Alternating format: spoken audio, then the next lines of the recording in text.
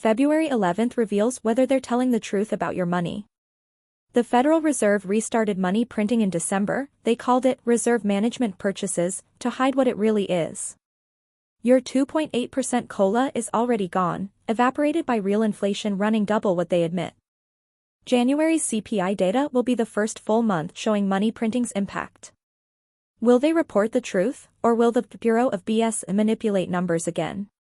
Your benefits, purchasing power, and financial survival depend on what they reveal or hide. If you're interested in this topic, hit the like button, subscribe, and type "interested" in the comments. And I will give you a heart. The money printing deception, when quantitative easing returns under a new name and your COLA gets destroyed before you even receive it, 1,500 words.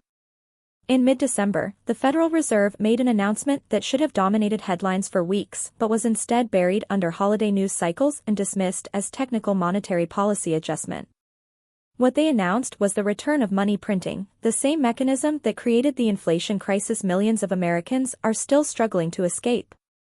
But this time, they didn't call it quantitative easing, the term that became politically toxic after years of association with rising prices and declining purchasing power. Instead, they rebranded the identical process as reserve management purchases, betting that bureaucratic language would obscure what's actually happening, the deliberate expansion of money supply that inevitably depletes the value of every dollar you hold. Understanding why this matters requires examining what the Federal Reserve actually does when it prints money. The process isn't literally running printing presses, it's digital creation of new currency through Federal Reserve purchases of Treasury securities and other assets. When the Fed buys these securities, it credits the selling institution's accounts with newly created money that didn't exist moments before. This new money enters circulation, increasing the total money supply. More dollars chasing the same quantity of goods and services means each dollar buys less, the textbook definition of inflation. The Federal Reserve engaged in massive quantitative easing during the 2008 financial crisis and again during the COVID-19 pandemic. Between early 2020 and early 2021, they created approximately $6 trillion in new money, an unprecedented expansion that anyone paying attention knew would create severe inflation. And it did.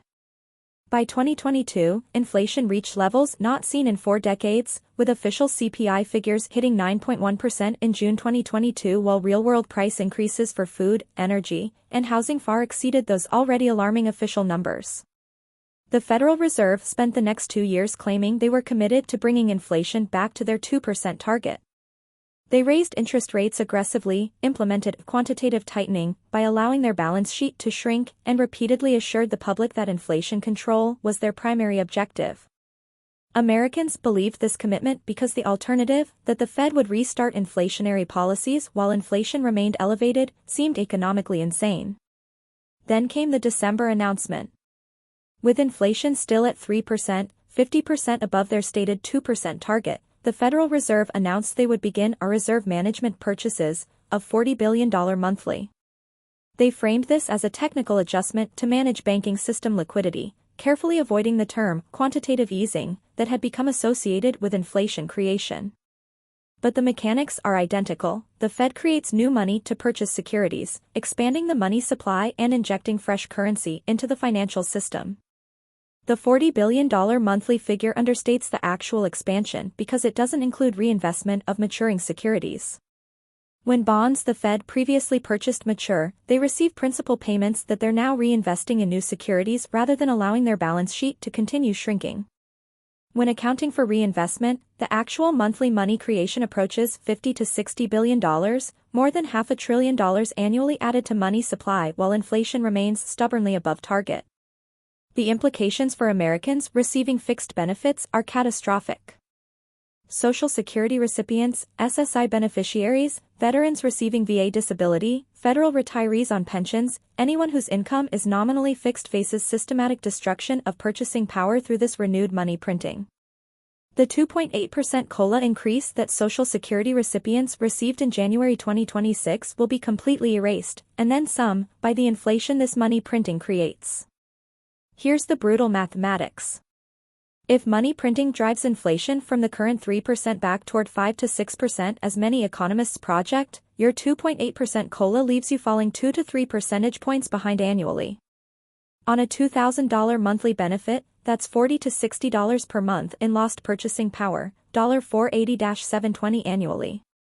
Over a decade, that accumulated loss approaches $5,000 to $7,000 in real buying power, and that's before compounding effects make the situation even worse. But it gets worse than simple inflation arithmetic. The COLA calculation itself is manipulated through technical adjustments to the consumer price index that systematically understate real inflation. The CPI uses methodologies including hedonic adjustments that reduce measured price increases by claiming products have improved in quality, substitution effects that assume consumers switch to cheaper alternatives when prices rise, thus measuring a declining standard of living as if it were price stability, and geometric weighting that gives less importance to items experiencing rapid price increases. These technical manipulations mean the CPI consistently understates real inflation by substantial margins. When the government reports 3% inflation, people experiencing 5 to 6% increases in their actual cost of living aren't imagining things, they're experiencing the gap between manipulated official statistics and reality. This gap explains why COLA increases never feel sufficient. They're calculated using methodologies designed to minimize reported inflation, ensuring that benefit adjustments perpetually lag real cost increases. The pattern over recent years confirms this systematic understatement. In 2024, Social Security recipients received a 3.2% COLA when real inflation on essential goods, food, energy, housing, healthcare, was running closer to 6 to 7%. In 2025, the COLA was 2.5% when actual price increases were approximately 5%. For 2026, the 2.8% COLA falls short of even the manipulated official inflation rate of 3%, let alone the 5 to 6% real inflation most people experience. The Federal Reserve's mid-December announcement guarantees this situation will worsen. Money printing doesn't impact inflation immediately, there's a lag of several months as newly created money works through the financial system, gets lent out by banks, and eventually affects consumer prices. January 2026 represents the first full month of this renewed money printing cycle. The CPI data being released February 11 will begin showing these effects, though the full impact won't be visible for several more months. What makes this particularly enraging for benefit recipients is the predictability. This isn't some unforeseen economic shock or unpredictable crisis. The Federal Reserve deliberately chose to restart inflationary policies while inflation remained elevated. They knew this would increase prices. They knew it would erode purchasing power. They knew fixed-income recipients would be devastated. They did it anyway, hiding behind technical terminology, hoping the public wouldn't notice that reserve management purchases is just quantitative easing with a rebrand. The Fed's claim that this will be temporary is equally dishonest. When the Federal Reserve implemented quantitative easing after the 2008 financial crisis, they claimed it would be a temporary emergency measure. It lasted nearly a decade. When they restarted QE during COVID, they claimed it would be temporary pandemic response. 2 years later, they were still printing money. The Federal Reserve has never successfully implemented temporary money printing that actually ended quickly. The programs always extend far longer than initially claimed because stopping them creates immediate financial market disruptions that politicians and central bankers lack the courage to accept. So when the Fed now claims these reserve management purchases will be temporary, there's zero credible basis for believing them.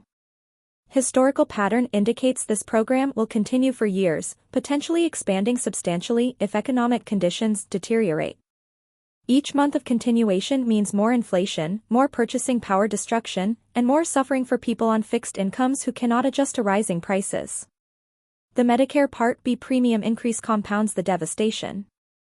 Premiums rose 9.6% for 2026, a massive increase that came directly out of Social Security checks before recipients even saw their COLA adjustment. For someone paying $175 monthly for Medicare Part B in 2025, the 9.6% increase added approximately $17 monthly, or $204 annually.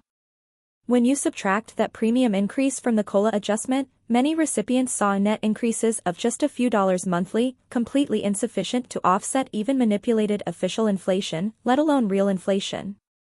This is the economic reality facing America's most vulnerable populations in February 2026. Renewed Federal Reserve money printing guaranteeing increased inflation. COLA adjustments calculated using manipulated methodologies that systematically understate price increases, Medicare premium increases that consume much of the nominal COLA before it's received, and official assurances that everything is temporary, that have zero historical credibility. The February 11th CPI release will begin revealing the damage, though the full extent won't be visible for months as money printing continues and inflation accelerates. For anyone dependent on fixed benefits, the message is clear: your purchasing power is under systematic attack through deliberate policy choices that benefit financial elites while destroying the living standards of retirees, disabled individuals, and low-income families. The 2.8% COLA you received is already gone, evaporated by inflation that existed before money printing even restarted. The inflation coming from months of continued money printing will drive you deeper into poverty, and official statistics will be manipulated to hide how bad things actually are. The Consumer Price Index released on February 11th for January 2026 isn't just an economic statistic. It's a political document designed to serve specific governmental and institutional interests that directly conflict with providing accurate information to the public. Understanding how the CPI is constructed, manipulated, and weaponized reveals why Americans consistently experience inflation far exceeding official measurements and why benefit adjustments perpetually fail to maintain purchasing power. The fundamental problem begins with what the CPI measures. It's supposed to track changes in the price level of a basket of consumer goods and services purchased by households. In theory, this provides an objective measure of inflation affecting typical Americans. In practice, the basket composition, weighting methodologies, and adjustment procedures are all designed to minimize measured inflation regardless of what's actually happening to prices people pay. Basket composition is the first manipulation point. The CPI tracks specific categories of goods and services, but the items included and their weightings can be adjusted. When certain categories experience rapid price increases, their weightings can be reduced or items can be redefined to exclude the fastest rising components. Housing provides the most egregious example. The CPI uses owner's equivalent rent rather than actual home prices to measure housing costs. This methodology drastically understates housing inflation because it ignores home price increases, down payment requirements, and mortgage payment changes that actually determine housing affordability. For Americans trying to buy homes, housing costs have increased 40 to 60% or more over the past 5 years in many markets. But the CPI shows housing inflation of just 5 to 7% annually because it measures rental equivalents rather than actual ownership costs. This methodological choice ensures that one of the largest components of household budgets, often 30 to 40% of spending, is systematically undermeasured, pulling down the overall inflation calculation. Food measurement involves similar manipulation. The CPI tracks food prices, but uses substitution assumptions that treat declining living standards as price stability. If steak prices rise substantially, the CPI methodology assumes consumers substitute chicken. If chicken becomes expensive, the model assumes substitution to cheaper proteins. By treating these forced substitutions as rational consumer choice rather than declining purchasing power, the methodology converts real inflation into statistical price stability. The absurdity becomes clear when extended logically. If steak rises from $10 per pound to $50 per pound, and the CPI assumes everyone switches to chicken at $5 per pound, officially measured food inflation might be modest despite steak becoming unaffordable for most households. The measurement tracks a declining standard of living, can no longer afford steak, but reports it as successful inflation control. Hedonic adjustments provide another manipulation tool. When products change over time, the Bureau of Labor Statistics applies quality adjustments that reduce measured price increases. If a laptop costs $1,000 today versus $800 last year, but this year's model has a faster processor, the BLS might adjust the price to $900 to account for the quality improvement, showing only $100 inflation rather than $200. This seems reasonable until you realize it's systematically applied across thousands of products with highly subjective quality assessments. Hedonic adjustments mean that measured inflation consistently understates what consumers actually pay because the methodology assumes quality improvements provide value equivalent to price increases. But consumers who needed to replace a broken laptop still paid $200 more, regardless of whether the processor is faster.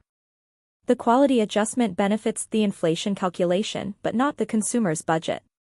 Geometric weighting further suppresses measured inflation by changing how price changes are averaged. Previously, the CPI used arithmetic averaging where each item's price change was weighted equally. Geometric weighting gives less importance to items with larger price increases, based on the substitution theory that consumers reduce consumption of items becoming expensive. This technical change reduced measured CPI by approximately 0.3 percentage points annually, a seemingly small adjustment that compounds significantly over time. Over a decade, geometric weighting reduces reported cumulative inflation by roughly 3 percentage points compared to older methodology. For someone on Social Security for 20 years, this methodological change alone has reduced their COLA by approximately 6 percentage points cumulatively, translating to hundreds of dollars monthly in lost benefits compared to what they would receive if inflation were measured using pre-1999 methods. The sampling and data collection procedures introduce additional opportunities for manipulation. The BLS collects price data from specific locations and retailers, but the selection can influence results. Oversampling discount retailers and undersampling premium stores would tend to show lower inflation. Timing data collection to coincide with sales rather than regular pricing would similarly reduce measured increases. While the BLS claims rigorous statistical procedures prevent such biases, the agency operates with minimal transparency and faces political pressure to report inflation numbers that don't create political or fiscal problems for the administration. The political pressure on the Bureau of Labor Statistics is intense and overt. In the transcript, the content creator notes that expressing concerns about data manipulation resulted in the firing of the BLS head, who was replaced with someone characterized as a CS person. While this specific claim would require verification, the general pattern is well documented. Government statistical agencies face significant pressure to produce results favorable to current administrations, and personnel who produce inconvenient numbers often face consequences. This political interference creates systematic bias toward understating inflation during periods when accurate reporting would be politically costly. With Social Security, SSI, veterans benefits, federal pensions, and numerous other programs indexed to CPI, each percentage point of measured inflation costs the federal government tens of billions in additional benefit payments. Political leadership has enormous fiscal incentive to minimize reported inflation, and the technical complexity of CPI calculation provides numerous mechanisms for doing so while maintaining plausible deniability. The result is a systematic gap between official inflation statistics and lived experience. People aren't imagining that their grocery bills have doubled while the CPI shows food inflation of 20% over the same period. They're experiencing the difference between actual price changes and statistically manipulated measurements designed to minimize reported inflation. The gap explains the universal complaint among benefit recipients: the COLA never keeps up with real inflation. It can't keep up because it's deliberately designed not to. COLA is calculated using CPI measurements specifically constructed to understate inflation. This isn't conspiracy theory, it's documented policy implemented through technical methodologies whose primary effect is reducing government benefit obligations. The manipulation serves federal budget interests by minimizing automatic benefit increases, and it serves political interests by allowing administrations to claim inflation is under control while voters experience price increases far exceeding official statistics. The February 11 CPI release for January 2026 will almost certainly reflect this manipulation. Real inflation from Federal Reserve money printing should be pushing headline CPI toward 4 to 5%, with real-world price increases on essentials running 5 to 7%. But the reported figure will likely show inflation remaining around 3-3.5%, elevated enough that they can't completely hide deterioration, but low enough to avoid political panic and avoid the fiscal cost of acknowledging how bad things actually are. The transcript creator's skepticism about whether February 11 data will be accurate or manipulated reflects this reality. The data will definitely be manipulated, the only question is the degree. Will they report numbers close to reality and acknowledge inflation is accelerating? Or will they massage methodologies even more aggressively to show inflation remaining under control, despite money printing that should be driving rapid increases? Historical pattern suggests the latter. Government statistical agencies consistently choose manipulation over accuracy when accuracy would create political or fiscal problems.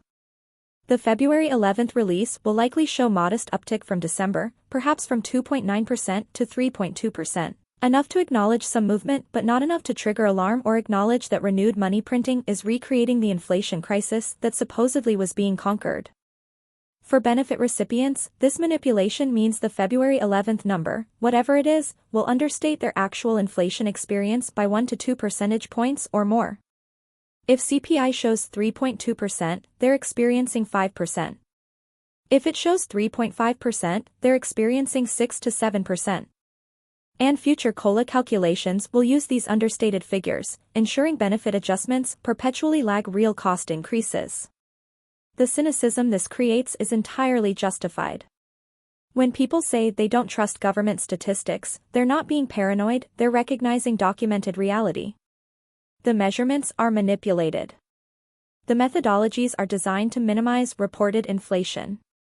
The personnel are politically selected to produce favorable results. And the people harmed most are those least able to afford the deception: retirees, disabled individuals, and low-income families whose fixed incomes are indexed to measurements that systematically understate their actual cost increases. The cruelest aspect of the Federal Reserve's money printing and CPI manipulation is that it creates a permanent downward spiral for anyone dependent on fixed benefits. While working-age Americans can theoretically negotiate raises, change jobs for higher pay, or increase hours to offset inflation, people on Social Security, SSI, veterans benefits, and federal pensions have no such options. Their income adjusts only through COLA, which as established is calculated using manipulated metrics that systematically understate real inflation. This structural arrangement guarantees progressive impoverishment for fixed-income recipients through policy-induced inflation they cannot escape. Consider the mathematics for a typical Social Security recipient. Your monthly benefit in January 2025 was $2,000. You received a 2.8% COLA for 2026, increasing your benefit to $2,056 monthly. But Medicare Part B premiums increased 9.6%, adding approximately $17 monthly to your cost. Your net increase is $39 monthly, just under $470 annually. That's your entire inflation adjustment. Meanwhile, real inflation on the goods and services you actually purchase is running 5 to 6%. On your $2,000 benefit, 5% inflation means you need an additional $100 monthly just to maintain purchasing power, but you received only $39. You're falling $61 monthly behind, or $732 annually. Over a decade, this accumulated loss exceeds $7,000 in purchasing power, and that's before compounding effects make the situation exponentially worse. The money printing the Federal Reserve resumed in December accelerates this deterioration. As new money works through the economy over the next 6 to 12 months, inflation will likely spike from current 3% back toward 5 to 7%. Your 2.8% COLA that already wasn't keeping pace with existing inflation now faces even more rapid purchasing power destruction. By mid-2026, your real purchasing power will be 4 to 5% below where you started in January, and there's no mechanism to catch up until the next COLA calculation, which will use the same manipulated CPI that understated the inflation you actually experienced. This creates a ratchet effect where fixed-income recipients permanently lose ground with each inflation surge. During periods of high inflation, COLA adjustments lag real price increases. When inflation moderates, COLA adjusts based on lower current inflation rather than compensating for accumulated past losses. You never catch up, you only fall further behind or stabilize at a lower standard of living. The pattern over the past 5 years demonstrates this vividly. From 2020 through 2024, cumulative real inflation on food, energy, and housing exceeded 30% in most markets. But cumulative COLA adjustments totaled approximately 18%. Recipients lost 12+ percentage points of purchasing power that will never be recovered. If you received $2,000 monthly in 2020, you'd need approximately $2,600 monthly today to maintain equivalent purchasing power, but you're receiving only $2,360. That $240 monthly gap, $2,880 annually, represents permanent poverty deepening. For someone who retired in 2020 with savings of $50,000, real inflation has destroyed approximately $15,000 of that savings purchasing power. The dollars still exist in your account, but they buy 30% less than when you retired. Combined with the income gap from inadequate COLA, you're facing compound impoverishment, where both income and savings are simultaneously losing real value. The situation is even more severe for SSI recipients because SSI payment levels are lower to begin with. Maximum federal SSI payment for 2026 is $967 monthly for individuals, barely above poverty line. The 2.8% COLA increased this by just $27 monthly. But SSI recipients face the same 5 to 6% real inflation as everyone else, requiring an additional $48 to $58 monthly just to maintain already inadequate purchasing power. They're falling $21 to $31 monthly further behind, on an income that was insufficient even before the gap opened. SSI recipients also face asset limits that prevent them from building any financial buffer. The $2,000 individual asset limit, recently increased from $1,500 but still absurdly low, means recipients cannot accumulate emergency savings, invest for returns that might offset inflation, or build any financial resilience. They're completely dependent on monthly benefits that are systematically losing value through inflation the government deliberately creates while using manipulated measurements to understate.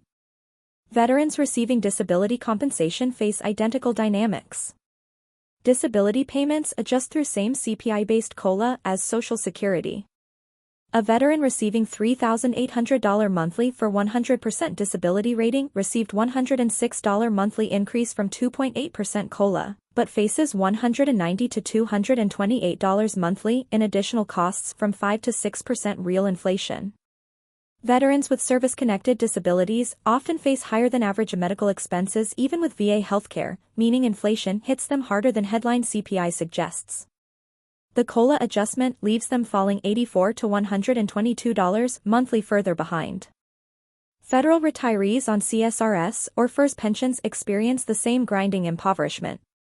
Their pension COLA uses CPIW, urban wage earners, with various caps and adjustments depending on their retirement system, but the fundamental problem remains: COLA systematically trails real inflation, and money printing accelerates the gap. A federal retiree who spent 30 to 40 years in public service, foregoing higher private sector wages in exchange for pension security, now watches that security erode through deliberate monetary policy that destroys purchasing power. The psychological and practical toll is devastating. People who worked entire lives, saved what they could, and planned for retirements now skip medications to afford food. They choose between heating and eating. They postpone necessary medical care because copays and deductibles become unaffordable. They experience nutritional decline as protein becomes luxury expense. They face social isolation as transportation costs make visiting family prohibitive. They live with constant stress about whether next month's unexpected expense will exhaust remaining resources. The fixed income trap is especially cruel because it targets people who have already done everything society asks. They worked. They paid taxes. They contributed to Social Security. They saved what they could. They planned responsibly. And their reward is systematic impoverishment through monetary policy that benefits financial elites while destroying the purchasing power of benefits those elites are least dependent on. The transcript creator's frustration is palpable and completely justified. We're sick of the smoke and mirrors. We're sick of the deception, the lies, the BS. We're totally sick of all this, and we can see through their games. This isn't partisan ranting, it's accurate assessment of how fixed income recipients are being systematically screwed through policy choices made by officials who will never personally experience the consequences. When the content creator says, "Just be real with us. If inflation's out of control, then own it and tell us," he's expressing the fundamental betrayal. The people implementing these policies won't even be honest about what they're doing. They hide money printing behind terminology like reserve management purchases. They manipulate CPI methodologies to understate inflation. They claim programs will be temporary, when history proves they never are. They gaslight recipients into thinking their struggle to afford basic necessities is personal failure rather than policy-induced poverty. The February 11th CPI release matters not because it will reveal truth, it almost certainly won't, but because it will show how aggressively they're willing to manipulate data to hide the inflation their policies create. If January CPI comes in at 3.2 to 3.3% when real inflation is running 5 to 6%, we'll know they're doubling down on manipulation. If it somehow shows 2.8 to 2.9% despite money printing accelerating, we'll know the manipulation has reached absurd levels. Either way, fixed income recipients will know the official statistics are lying to them about their lived experience. And here's the ultimate cruelty: even knowing this, there's nothing fixed income recipients can do. You can't negotiate higher benefits. You can't change jobs. You can't work more hours, most are retired or disabled.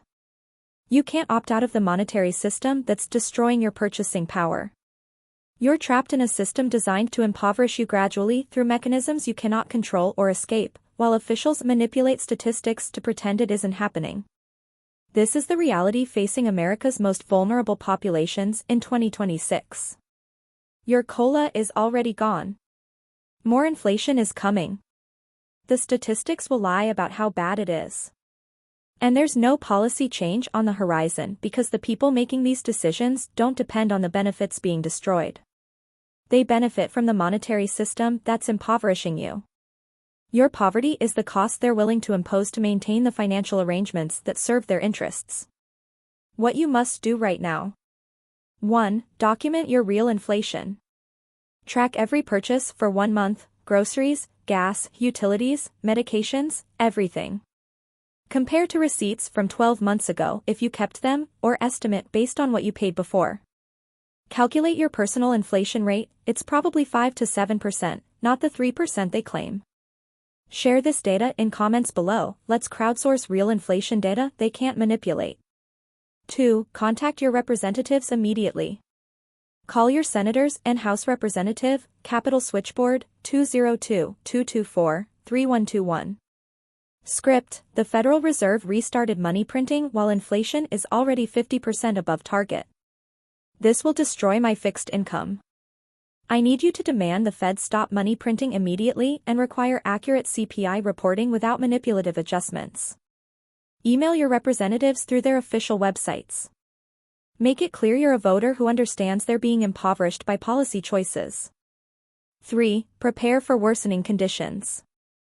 Assume real inflation will hit 6 to 7% by mid-2026 as money printing continues. Your 2.8% COLA is already gone. Plan for 3 to 4% purchasing power loss this year. Stock up on non-perishables when you find sales, if you have any storage capacity. Review all subscriptions and expenses, cut anything not absolutely essential. If you have any emergency savings, understand it's losing 5 to 6% real value annually. 4. Spread the truth. Like this video so the algorithm shows it to more people who need this information. Share this video with every senior, veteran, or disabled person you know. Comment below with your city/state and what inflation you're actually experiencing. Subscribe so you don't miss February 11th analysis of what the CPI data reveals or hides. 5. Demand accountability on February 11th. When January CPI is released, compare it to your documented real inflation. If CPI shows 3.2% but you're experiencing 6%, that's proof of manipulation. Share the discrepancy everywhere: social media, letters to editors, calls to representatives. Force them to explain why official statistics don't match lived reality. 6. Prepare for long-term impoverishment. This isn't temporary. Fed money printing programs historically last 5 to 10 years. You will permanently lose purchasing power throughout this period. Make hard decisions now about what standard of living you can maintain. Consider whether you need to apply for additional assistance programs: SNAP, LIHEAP, Medicaid. Connect with community resources, food banks, senior centers, veterans organizations. 7. Stay informed and angry. Your anger is appropriate. This is deliberate policy harming you while benefiting elites. Channel the anger into action, demands for change, political accountability, community organizing. Don't let them gaslight you into thinking this is your fault or normal economics. You're being systematically impoverished by people who will never face consequences. Comment below right now. What's your monthly benefit amount? What was your actual dollar increase from 2.8% COLA after Medicare premium increase? What percentage has your grocery bill actually increased in the past year? Are you falling behind despite doing nothing wrong? I'm reading every comment for the next 48 hours. Let's document the real inflation they're hiding and force them to face what they're doing to America's most vulnerable people. The February 11th CPI release will show whether they're willing to be honest or whether they'll manipulate numbers to hide the inflation they're creating. Either way, we'll know the truth by comparing their statistics to our documented reality. Don't let them do this in the dark. Share this message. Demand accountability. And prepare for the storm that's coming.